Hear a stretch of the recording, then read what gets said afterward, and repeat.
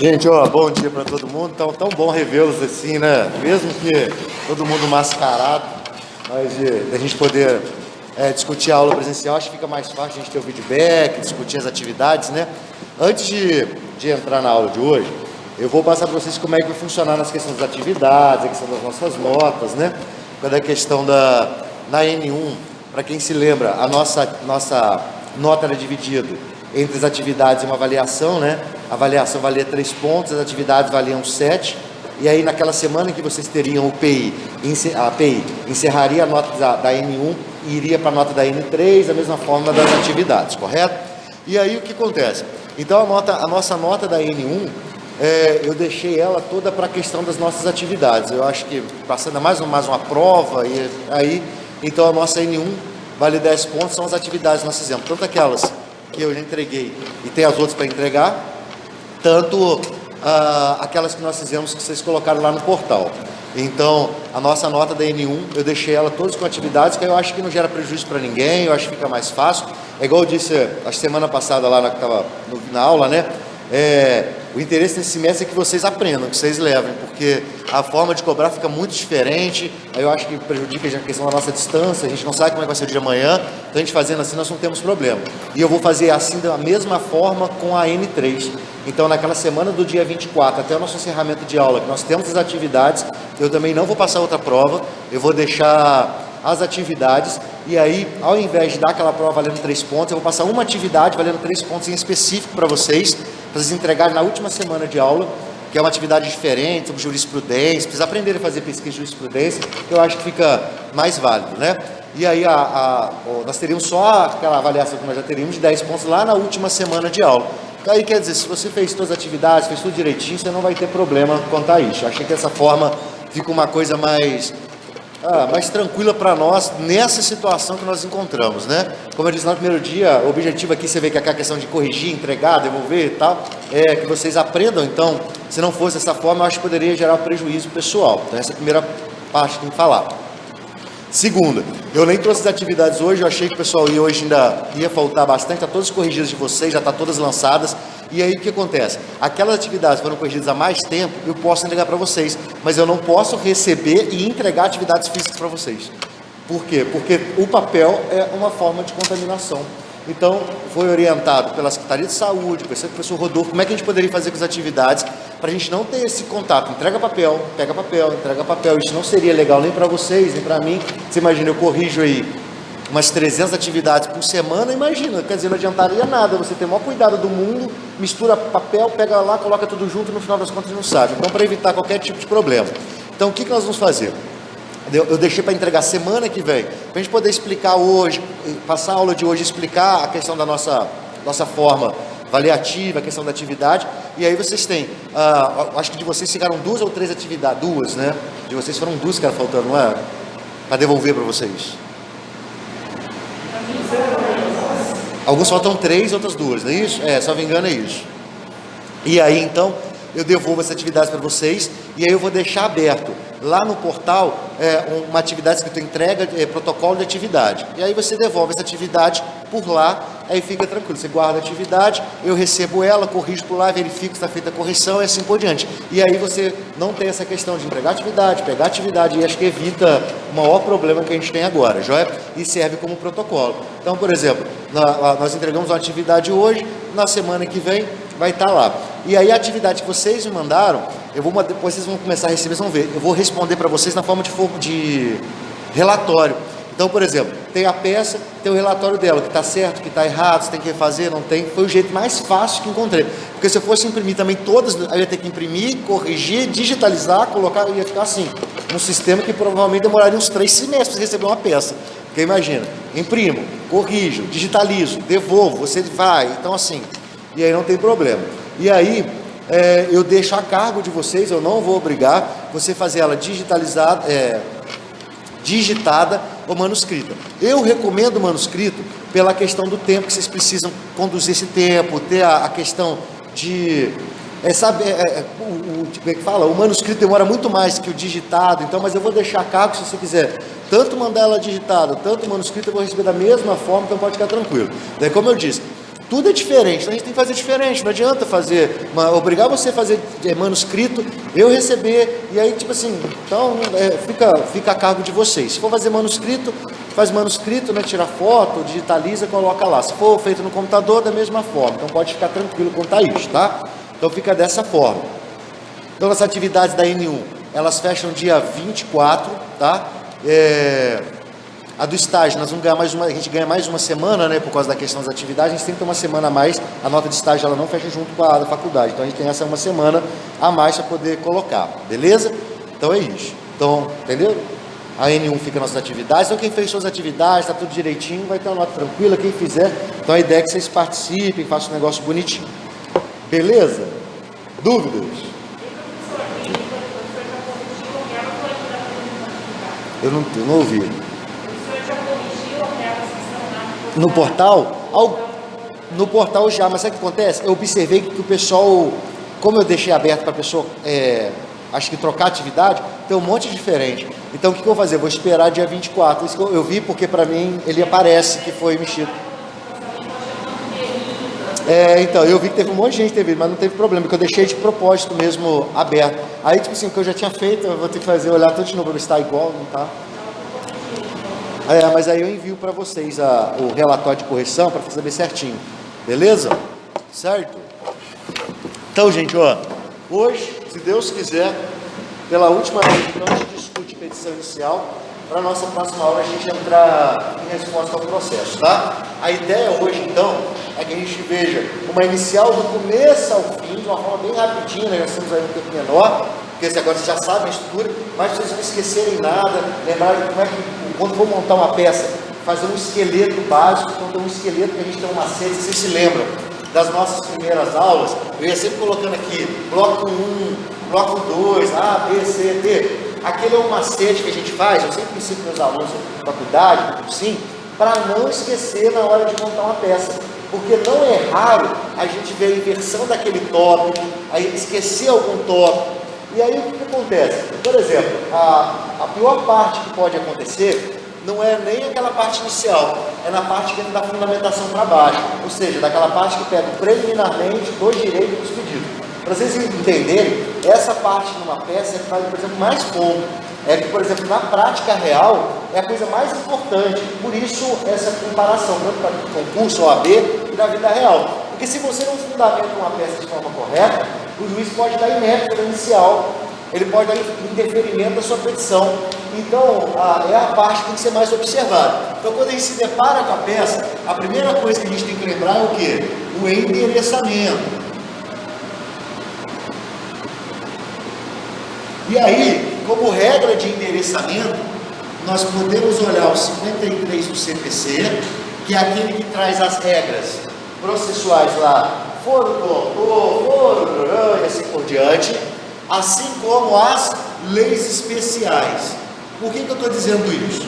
Porque algumas leis especiais, a respeito do ECA, da lei de alimentos, e ainda da parte geral do CPC, se você for lá no final do CPC, a parte geral dele também traz regra de competência escondida, lá no início do imposto, lá no finalzinho do CPC. Ele traz algumas regras. Então, quando a gente vai olhar o endereçamento, a gente se depara com 53, observar a lei especial, se ela traz alguma questão ou não. E aí, como regra, para a prática simulada, nós aplicamos 3 competências: cível, família e sucessões. Então, como regra, em prática simulada, nós aplicamos 3 regras cíveis: cível, família e sucessões. Tem a quarta aqui, só que ele é muito raro, gente, que é o juizado especial cível. Joia? Muito raro. Nós utilizamos mais cível, família e sucessões. E aí o que acontece? Foram várias peças que eu vi, ainda mais nas primeiras, depois daquele Docas mudando com alvará, de erro de competência. Gente, família e sucessões só vai existir se tiver um defunto, um presunto. E só tem 3 demandas que vão entrar aqui, 3 iniciais básicas, que é o inventário, o arrolamento e o alvará, lembra disso? Aquele alvará para levantamento de valores deixados por recursos. Então são essas três. E família? Família são todas aquelas demandas que pegam o título de família do Código Civil. Tem um capítulo específico lá, do direito de família. E aí tem lá a doação de casamento, adoção, tudo lá naquela parte. Joia? E civil? Civil nós pegamos por exclusão. Então tudo que não for família e sucessões, tudo que não for família será civil. Esse aqui é o macete, tá? Esta aqui, ó, é a competência que a gente chama de competência quanto à matéria. Matéria civil, família e sucessões.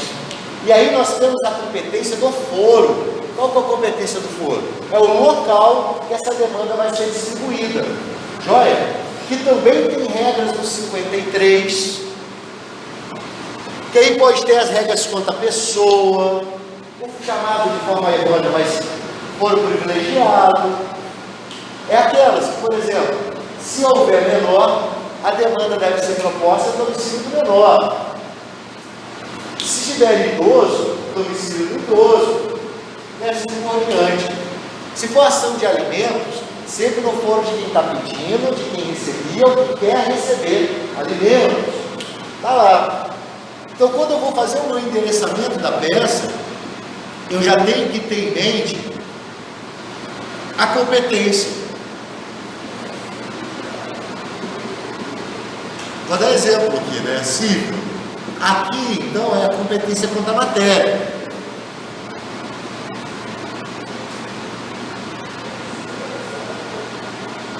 Para uma cidade pequena.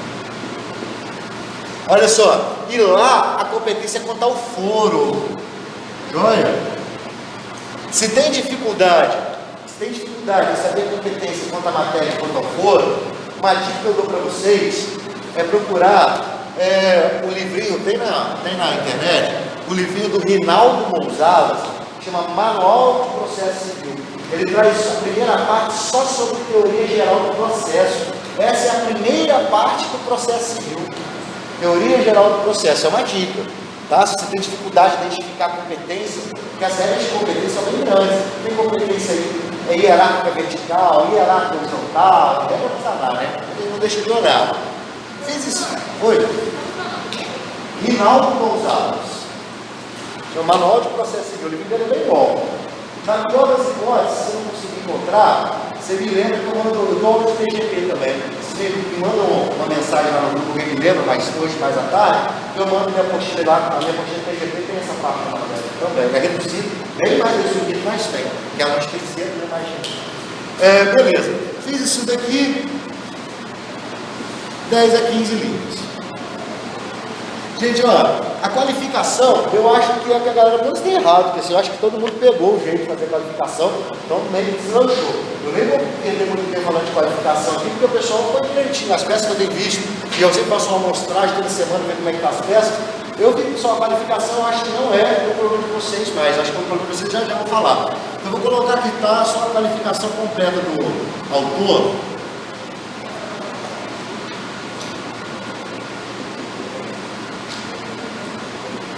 Beleza. E aí você sabe que a qualificação completa. Nome, nacionalidade, estado civil, profissão, inscrição do CPF, domicílio e e-mail. Beleza? Então olha só. Qualifiquei o autor.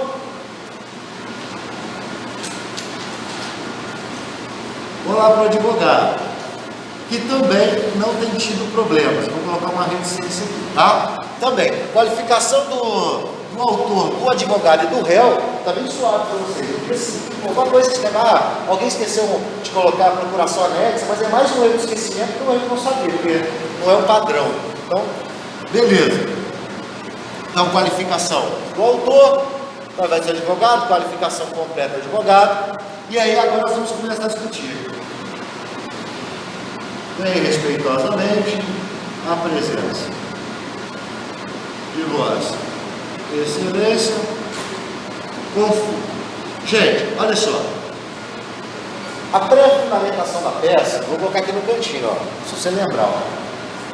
A estrutura. Primeiro, endereçamento. qualificação do autor,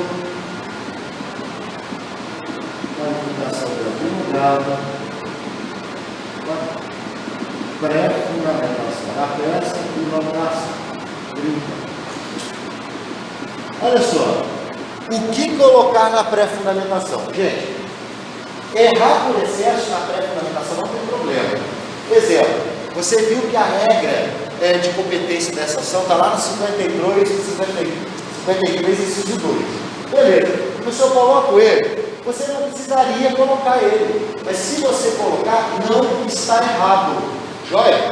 Agora, por exemplo, se você está colocando, ingressando para uma ação e está pedindo justiça gratuita, obrigatoriamente, você vai ter que colocar o 98. Se for uma inicial, excluindo o alvará judicial ou ainda aqueles procedimentos do artigo 725, você vai colocar o 319. Então, é a pré-fundamentação básica de cada peça. Então, por exemplo, se eu estou usando o 98,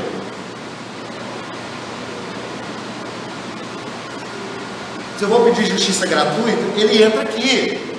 Se ele for uma petição inicial, ele entra aqui. Se eu for pedir uma tutela de urgência, ele entra aqui. Tudo bem que tinha que ser, né? 98, 300, só para você entender. Eu vou colocar e eu condenso a pré-fundamentação. Por que eu estou dizendo isso?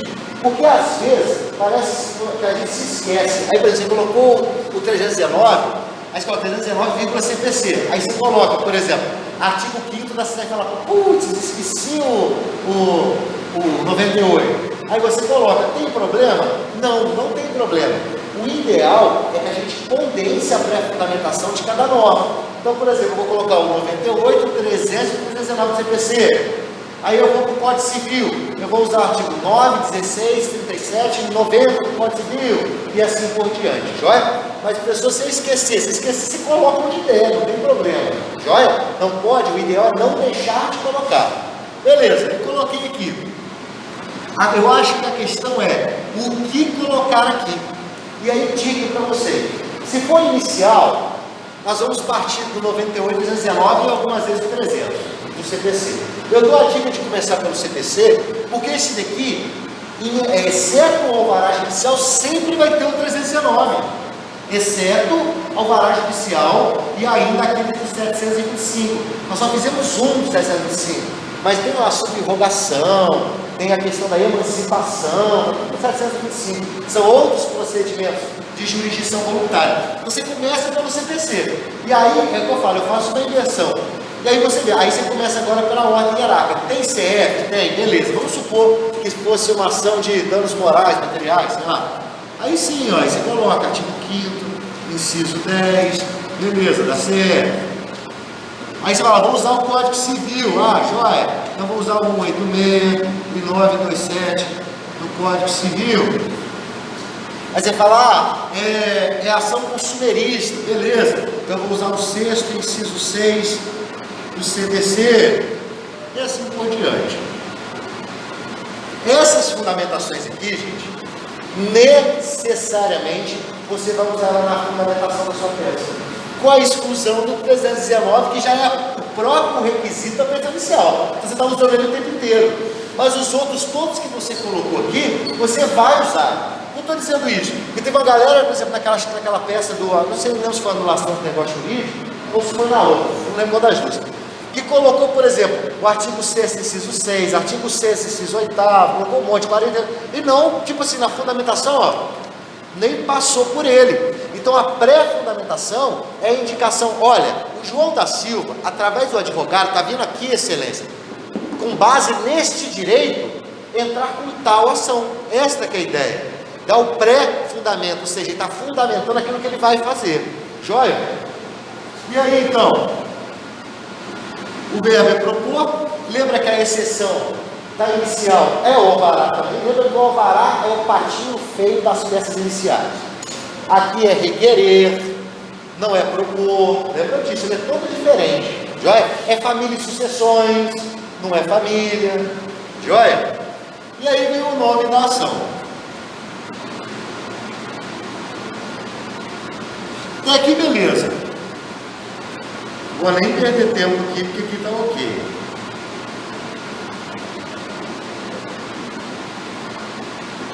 e a qualificação completa do réu. Então, beleza, você vai propor, ó. Então, o João da Silva, ele está vindo aqui com o advogado dele, baseado nesta fundamentação jurídica, propor esta ação contra tal pessoa. A ideia da inicial sem parte inicial é bem assim, gritante. Joia? Vou colocar aqui, ó.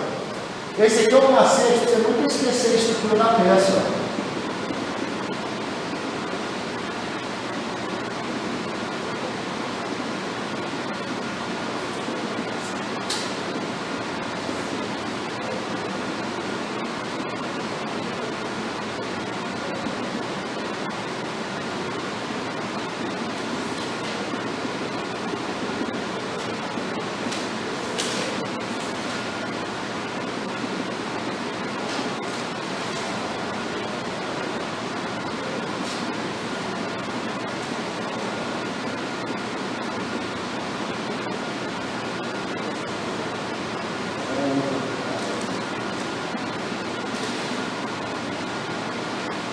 Esse aqui é um macete de estrutura que, se você seguir, você não esquece como faz inicial.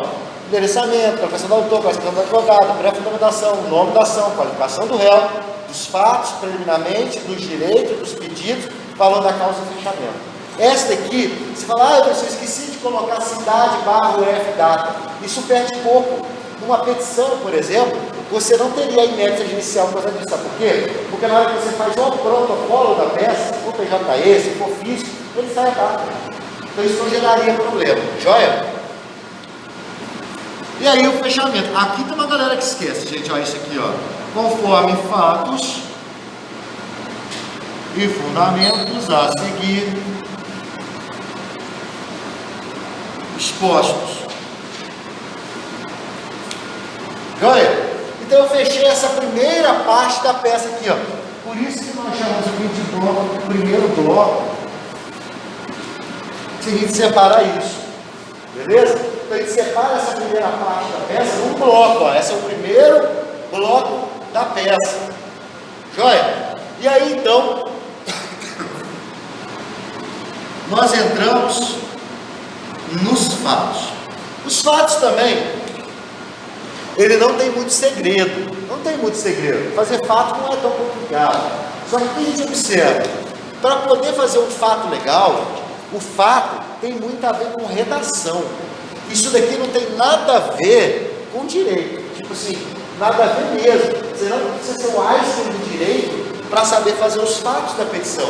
Aqui tem muito mais a ver com a questão de língua portuguesa, fazer uma redação de um texto. Saber, então, a questão do uso correto, de verbo, prenome, assim por diante. Então, aqui, eu acho que é uma das partes mais complicadas de explicar, porque não tem muito segredo. Aqui é uma redação, joia? E aí, eu sempre dou aquela dica de aplicação do heptâmetro de quintiliano. No aquele vídeo que eu mando vocês lá tem, explicando o que, quem, como, o que, quando. Então, é um macete para você fazer os fatos e conseguir responder tudo, tá? Então, por lá, você consegue fazer os fatos. Agora, daqui para baixo, então, agora nós começamos a coisa séria, que é a fundamentação da peça. Joia? Então, daqui para baixo, os fatos para baixo, e aqui nós separamos os fatos separados. Muito interessante, aqui é o bloco 2. Ele não entra junto, ele não faz parte do primeiro bloco, e nem desse terceiro bloco, que é da fundamentação da peça. E aí sim, nós entramos no preliminarmente.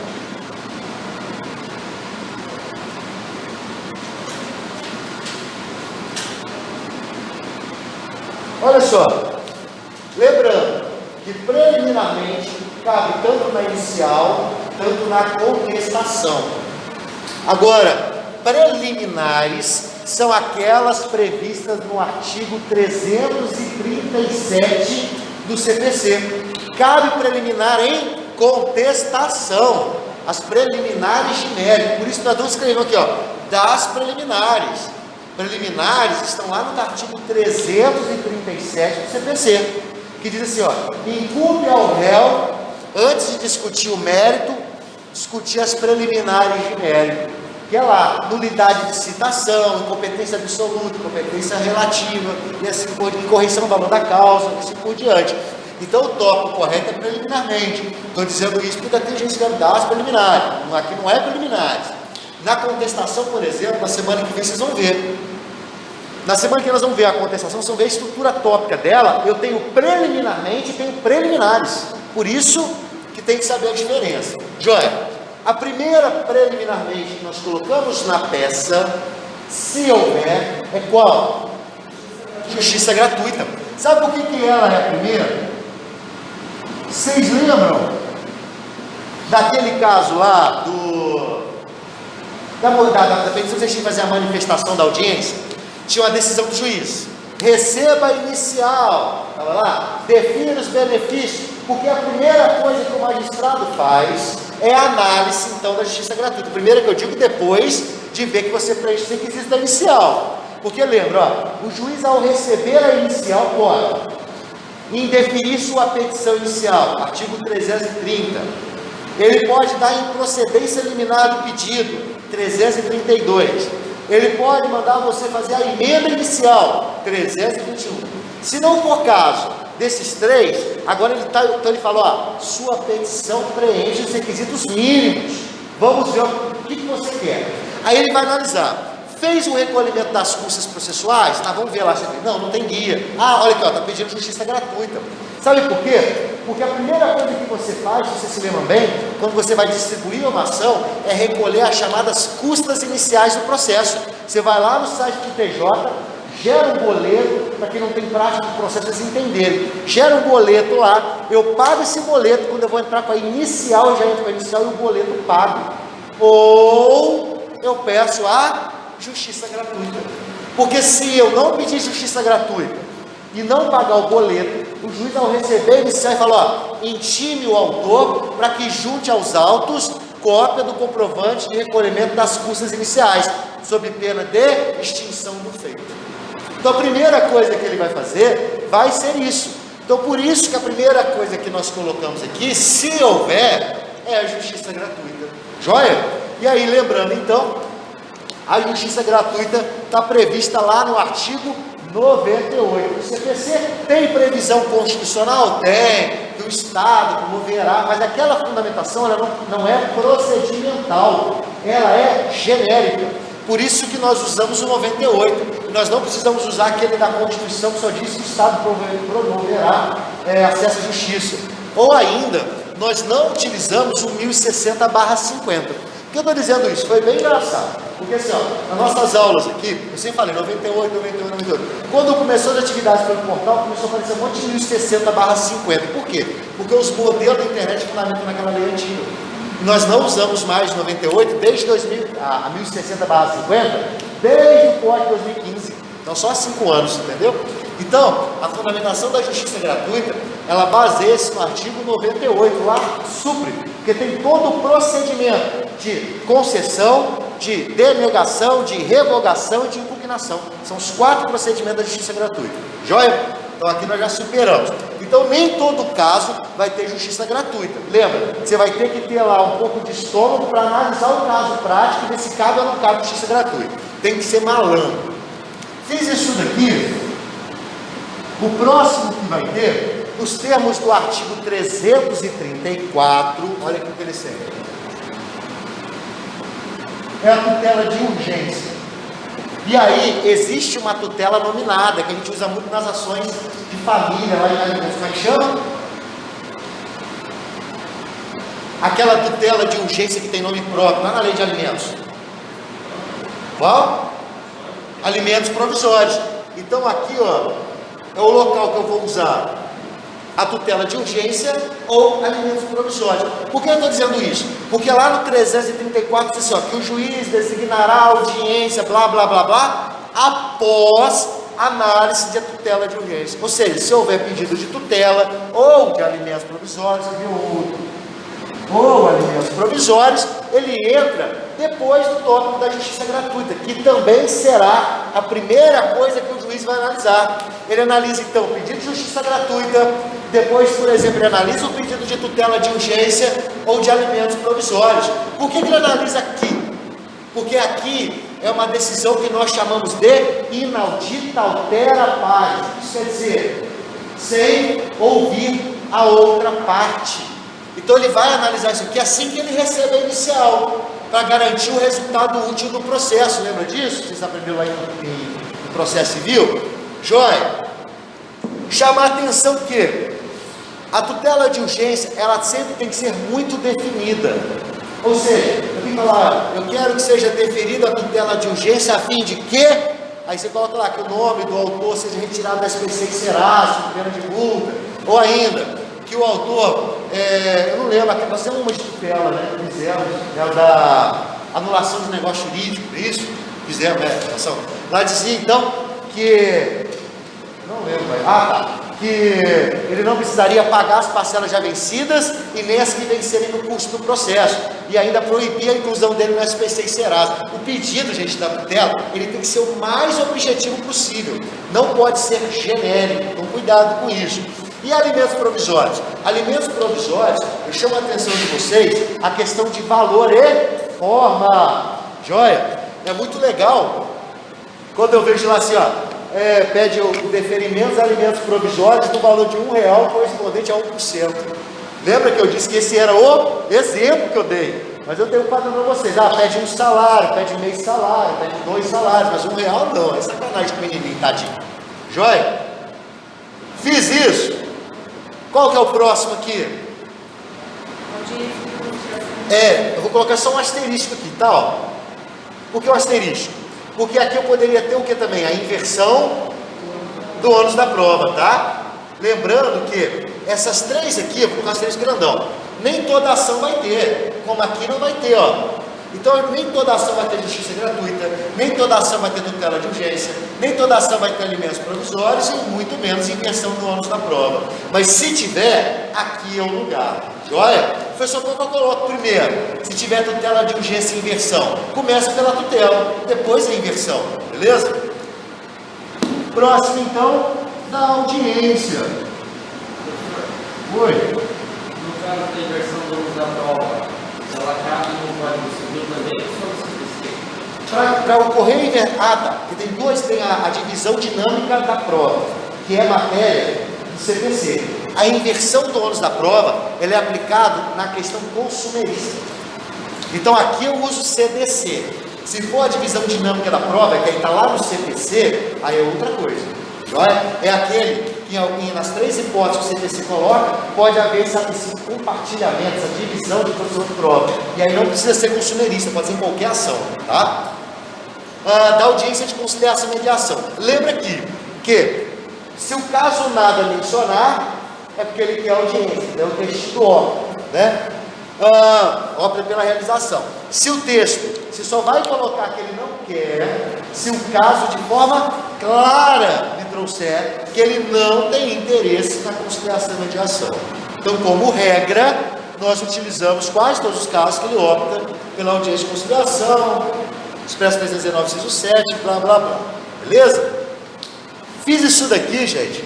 Eu teria fechado então a primeira parte do meu bloco de fundamentação aqui, ó. O que eu vou fazer? Explicar para vocês de forma geral do preliminarmente. Gente, novamente, a estrutura. Vou pegar um pedaço aqui. Todo tópico de fundamentação tem 3 momentos que grita para você e tem que chamar a atenção de quem vai ler isso, que são os mini-fatos, o fundamento e o pré-pedido ou conclusão. Gente, ó, dica para você, o que eu observei de todos os testes que vocês fizeram, grande maioria, para discutir isso tudo de uma vez. Ó, tem gente que pega o seguinte, ele chega aqui nos fatos e narra a história toda, bonitinha, bacana. Aí sabe o que faz? Chega aqui, copia tudo de novo. Não precisa. O mini-fato, isso é uma dica para vocês, ó. O mini-fato, ele serve para introduzir o seu tópico. Sabe por quê? Imagina você já começa assim, ó. Nos termos do artigo 98, aquele que não possui condições de arcar com as custas faz jus ao deferimento da justiça gratuita. Você fala, isso é o quê? Fundamentação. Então nós não começamos um tópico com fundamentação, ou ainda nós não começamos um tópico pedindo alguma coisa. Assim, ó, o autor requer a justiça gratuita, uma vez que encontra passando dificuldade, consegue ver a inversão? Nós seguimos uma ordem assim, ó, que se você seguir essa ordem, textualmente fica uma coisa mais harmônica. O juiz vai entender, todo mundo vai ficar uma coisa muito mais fácil. Quando você inverte isso, não costuma ficar bom. Não costuma, porque vai faltar fundamentação, vai faltar mini-fato para amarrar, joia? Então, o que eu disse é o seguinte: fundamentações, e aí, por exemplo, justiça gratuita, que é um tópico bem pequenininho, né? Não é um tópico grande, você terá no mínimo 3 parágrafos. Quando a gente fala mínimo 3 parágrafos, é que aquele tópico ali, ó, é muito simples de fazer. Esse aqui é. Ou seja, no primeiro parágrafo eu trarei um pouco de fato, no segundo você traz fato, mas já traz fato fundamentando. Porque não tem, gente, esse é o macete, não tem como fazer fundamentação de peça sem trabalhar com um pouco de fato. Você precisa do fato para contaminar o fundamento. Porque fundamentar nada mais é que demonstrar, no caso prático, a aplicação do direito. Isso é. Ou seja, quando eu vou, por exemplo, pedir uma tutela de urgência, eu tenho que demonstrar os requisitos da tutela, o resultado útil do processo. Exemplo, então eu vou ter que colocar lá que o autor não pode aguardar até o final do processo, uma vez que esse aguardo colocará em risco sua própria vida, tal. Então isso é uma mistura de fato com direito. A fundamentação não é transcrever. E outra, eu falo mais, não é transcrever com outras palavras também. Eu acho que eu falei no dia que não era transcrever, a pessoa foi lá e parafraseou a lei. Não é parafrasear. Fundamentar é demonstrar que a lei fria, a norma fria, aplica no caso específico. E isso você só consegue fazer contaminando o direito com fato. Entende? Se você quiser colocar só letras de lei, está errado. Se você colocar só o fato, está errado. A fundamentação é os dois. É pegar o caso, mais o direito, e transformar isso aqui, ó, na fundamentação. É o que nós chamamos de argumentação jurídica. Você vai argumentar que aquele fato tem embasamento jurídico. Este é o macete. Beleza? E isso daqui, gente, ó, eu falo para vocês com o maior coração do mundo.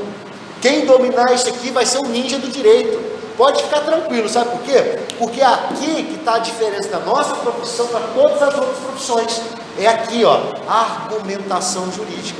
E você só vai ganhando bagagem se você souber fundamentação jurídica. Por exemplo, eu vejo isso assim, ó, o aluno vai usar o artigo 186 do Código Civil que eu falei lá. Ele não leu o 185, ele não leu o 187, ele não leu o 186, o 188, ele lê só aquele. Então o que acontece? Cada vez mais você vai ficando, ó, com a sua argumentação jurídica limitada. Quem lê muita lei, lê muito livro de direito, o que ele vai fazer com a argumentação dele? Vai crescendo, porque ele começa a entender o que é tutela, quando aplica, quando não aplica, quais são os requisitos. Então quando ele bateu o olho num caso, ele fala, olha, porra, cabe aqui, ó, se não fizer isso vai acontecer isso, olha, está previsto ali. Então a argumentação jurídica está intimamente ligada com a sua bagagem de estudo jurídico. Joia, moçada? E ao final então do tópico, eu tenho o pré-pedido ou conclusão. Joia? O pré-pedido e conclusão é o local, então, aí sim você vai pedir. Assim, diante do exposto, requer tal coisa. Para você não começar pedindo. Então você pede sempre ao final. Você não começa pedindo, você não pede no meio, você pede sempre ao final. Sabe por quê? Eu já narrei um pouquinho da história, eu falo mini. Eu já narrei um pouquinho da história. Eu já demonstrei que o meu fato tem amarra jurídica. Joia? Então agora eu passo o quê? A falar o que eu quero. Eu falo, juiz, eu quero tal coisa. Se eu parar aqui, ó, não fica bom. Se eu não colocar isso, não fica bom. Por isso que o tópico jurídico, isso se aplica aqui, ó, tanto no preliminarmente, tanto nos direitos. Deve seguir esta estrutura. Você não segue uma estrutura para fazer uma inicial? Do mesmo jeito, se você seguir essa estrutura para fazer um tópico jurídico, fica filé, fica perfeito. Joia? Então vamos lá, dos direitos. Então olha só, dos direitos é aqui, nos direitos é o grande coração da sua ação. Grande coração é o que nós chamamos de mérito da ação, mérito. Ou seja, não adianta nada você fazer daqui para trás perfeito e aqui ser uma porcaria. É aqui, então, que você tem que se deslanchar todo o seu lado aí, ó. Todo o seu encanto jurídico, ele entra aqui. Não é encher linguiça ali. É mostrar, então, o que você veio a fazer. Não, se você faz um tópico do direito, gente, eu falo para vocês, de 2 parágrafos, 3 parágrafos, é uma coisa errada. Sabe por quê? Se o tópico da justiça gratuita, que é tão simples, tem que ter no mínimo 3 parágrafos, se você, por exemplo, está pedindo aqui, vamos pedir lá, anulação do negócio jurídico, né, que nós temos da anulação do negócio jurídico, tá, beleza, olha só, se nesse tópico tiver 3 parágrafos, pode ter certeza que está faltando alguma coisa.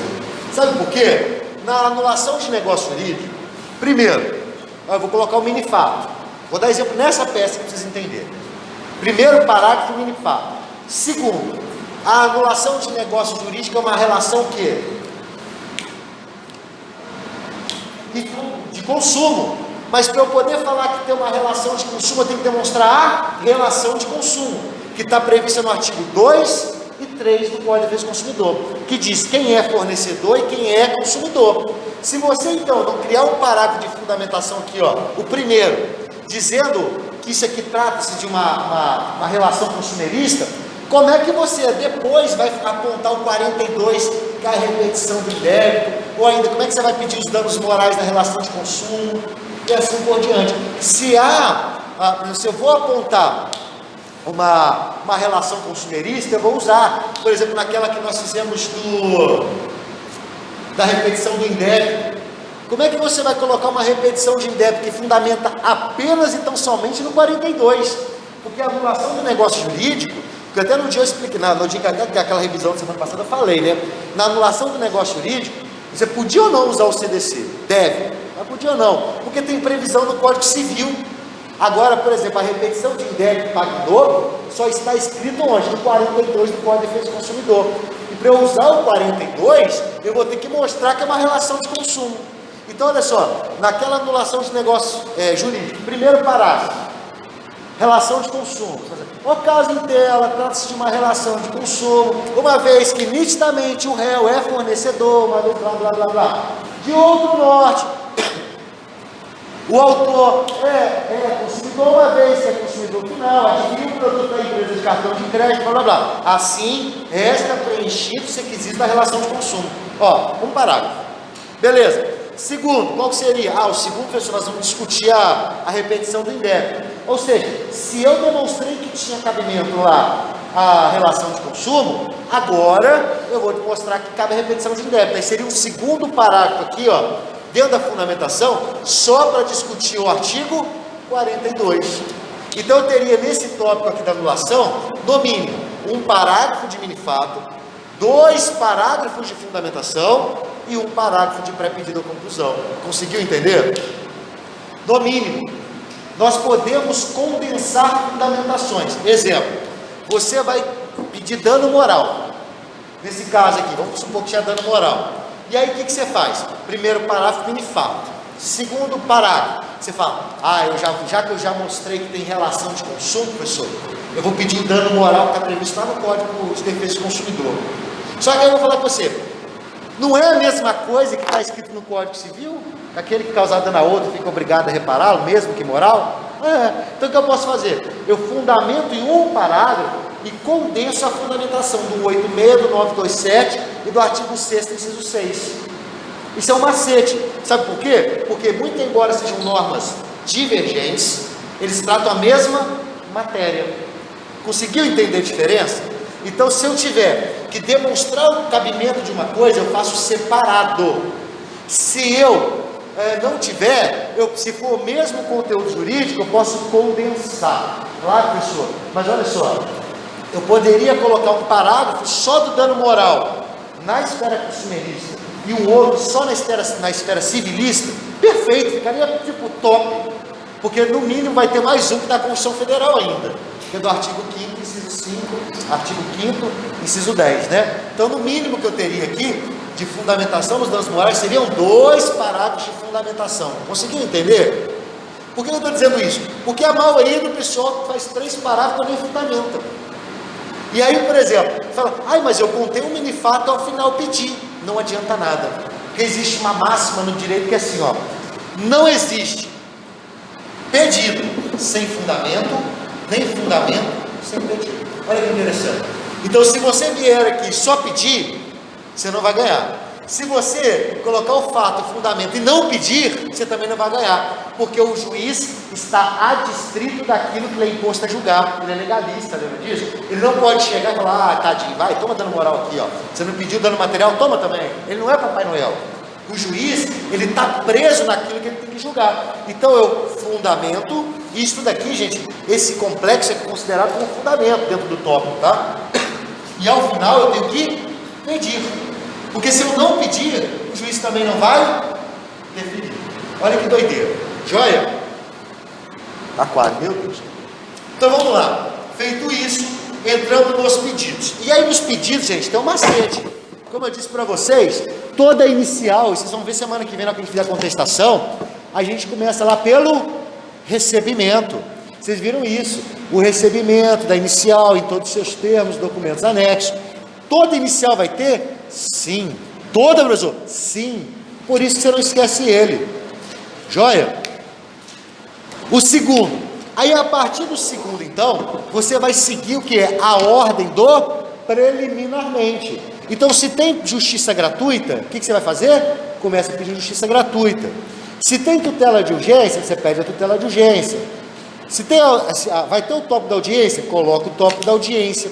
Então o macete dos pedidos é seguir a ordem da sua petição. Este é o grande segredo da peça dos pedidos. Você nunca vai esquecer. Recebimento, preliminarmente, depois você passa para o fundamento, que é o dos direitos, é o mérito. Então você está pedindo dano moral, anulação de negócio jurídico, e aí vem a dica.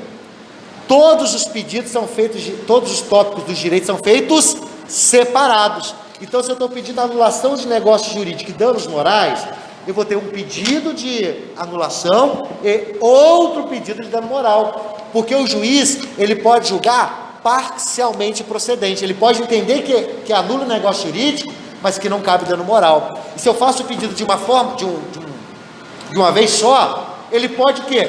Indeferir tudo, em procedência total da ação, porque o pedido ficou um amarrado ao outro. Então, sempre que eu vou pedir, tanto na fundamentação, tanto no pedido, eu faço de forma separada, para não contaminar um e o outro. Joia? Feito isso, você tem que observar alguns... Gente, isso aqui me mata para falar, hein? Ó, tá suando, ei, lasqueira. Ó, você tem que ver aqueles que são elementares. Exemplo, tem MP, Ministério Público. Quando cabe Ministério Público? Menores, incapazes, interesse social. Tem esses três? Não. O pessoal me dá um exemplo de interesse social? Sim, reintegração de posse, é interesse social, ação possessória, né? Beleza? Então eu tenho que ver, tem MP ou não tem? Porque se tiver MP, eu tenho que pedir. Senão gera anulação da ação, né? Beleza. E aí nós passamos para dois pedidos bem legais. Primeiro, o melhor pedido da petição. Honorários. Mas tem gente que esquece o melhor pedido. Gente, ó, macete. Quando não cabe honorários, o macete não é saber quando cabe, e sim quando não cabe. Só não cabe o pedido de custas processuais e honorários quando não houver réu da ação. Como é que você vai pedir, né? Quando não houver réu, ou ainda nos procedimentos de jurisdição voluntária. Joia? Basicamente são essas duas situações. Quando não há réu, ou ainda nos procedimentos de jurisdição voluntária, lá do 725 do CPC, né? Lá tem alguns exemplos. Outro pedido que é fundamental, e esse sempre vai ter o quê? As intimações, que todas as intimações ocorrem em nome do advogado. Esse sempre vai ter? Sim, sempre. Joia?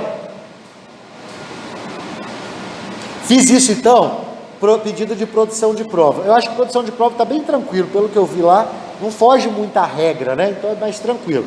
Só um macete que apenas na alteração de registro civil que você pede o depoimento pessoal do autor.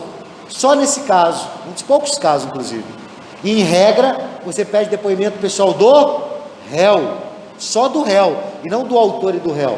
Por que que na retificação de registro civil, eu peço oitiva o depoimento pessoal do autor? Porque não tem réu. Se não tem réu, como é que o juiz vai fazer uma audiência para poder pedir? Tá bom, espero que eu lembrei. Como é que o juiz vai te fazer uma audiência? Vai ouvir quem? Ninguém? Vai ouvir só o autor, entendeu? Beleza?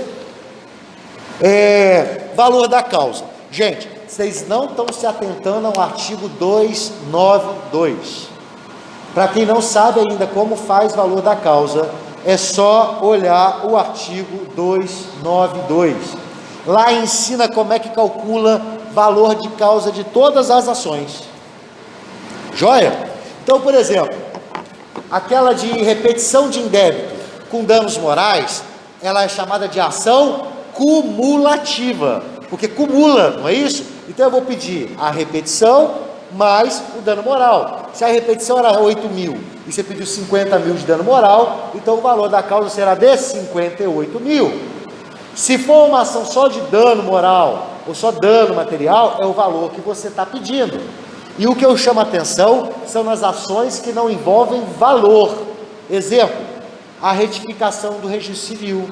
Naquela lá, o que o pobre Darth queria? Darth Vaderson queria mudar seu nome. Ele tinha algum objetivo pecuniário com aquela ação? Não. Ah lá, ele podia pedir dano moral contra a mãe? Não, nunca. Então olha só, o único objetivo dele era apenas então somente alterar o nome. Então qual que é o valor da causa? Um salário mínimo. Joia? Esse é o macete. Fiz isso, gente, fechamento da peça, cidade, UF, data, bonitinho, advogado, corre para o abraço. Joia? Não foge isso. Qualquer inicial que você vai fazer, ela vai seguir essa máxima daquilo ali, ó. Então o macete é meio que colocar isso na sua cabeça, essa estrutura. Lembrando que pode ou não pode ter qualificação do réu, pode ou não pode ter preliminarmente, mas se você conhece essa estrutura na sua cabeça, você não tem problema. Joia? Dúvida, moçada?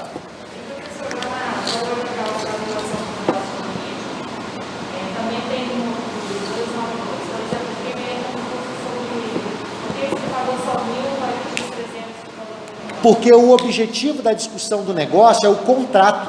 Então eu vou colocar o valor da causa, o valor do contrato. É assim que funciona. Então, por exemplo, na anulação de negócio jurídico, na busca e apreensão também assim, quando vai apreender algum bem, você vai no bem, o valor do bem, não o valor da dívida. Joia? Dúvida, moçada? Se quiser mandar pergunta, pode mandar embaixo aqui. Ah, desculpa. Fica surtado, né, cara? Vou só botar a bolinha para quem vê aqui, ó. Alessandra, Alexandre de Barros, Ana Bárbara, Ana Carolina, Line, Ana Caroline Mila, Ana Lúcia, Ângela, Bruno Nunes, Camila Maria, Caroline Mariano, Claudemir, Darlene, Débora, Evelyn, Felipe, Gabriel José, Gabriel Zuli, Gabriele, Gabriela Santos, Gleice, Igor, Iago, Inácio, Jaqueline Jesus, João Pedro, Jonas Alves, Juliane, Caroline,